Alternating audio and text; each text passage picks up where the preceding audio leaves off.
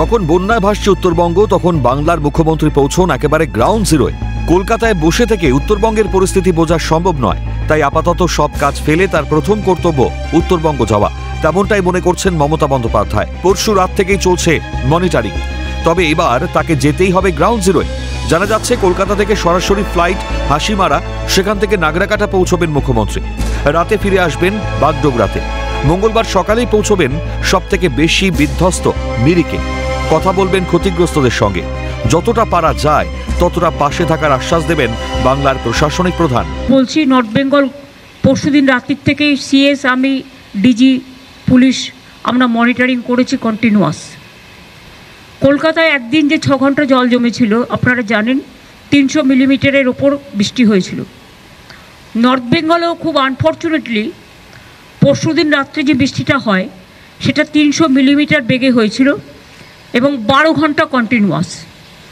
তারপরে ভুটানের জল সংকোচ থেকে আসে, সিকিমের জল এসে পুরো ফ্লাডেড করে দিয়েছে। উত্তরবঙ্গের বন্যা নিয়ে কথা বলতে গিয়ে ক্ষোভ উগরে দেন ডিবিসির ওপর।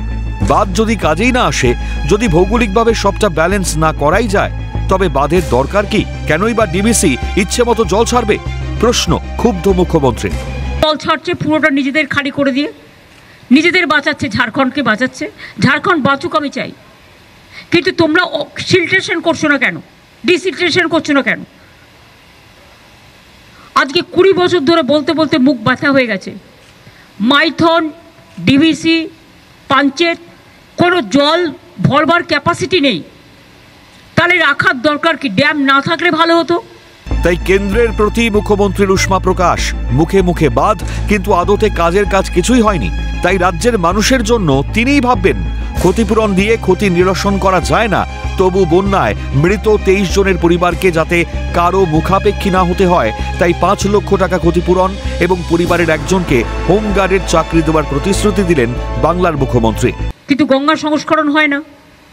গঙ্গা সংস্করণ নামে অত নমামি গঙ্গা, কত মুখে মুখে বাত, বড় বড় বাত, দিলকা বাত, ভাষণ চলেছে, কিন্তু কাজের কাজ কিছু হয়নি। আমি এই পরিবারগুলোর জন্য, যারা মারা গিয়েছেন 23 জন, 18 জন দার্জিলিং, মিরিক, কালিম্পং। মিরিকে সবচেয়ে বেশি ক্ষতি হয়েছে এবং নাগরাকাটায় 5 জন মারা গেছেন। এই 23 জনের রিপোর্ট আমাদের কাছে এখনো পর্যন্ত আছে।